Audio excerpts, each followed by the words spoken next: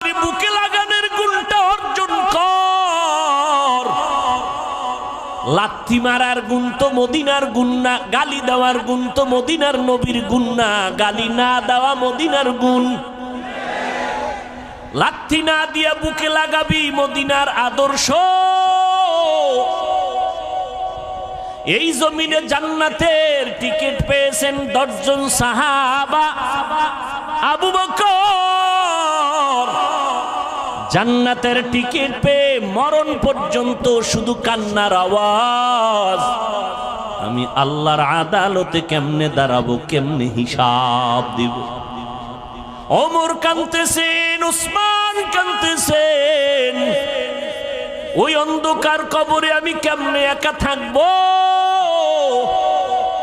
হযরত আলী কাঁদতেছেন, রাতের গভীরে কান্নার আওয়াজ। নবী কান লাগাইয়া নজর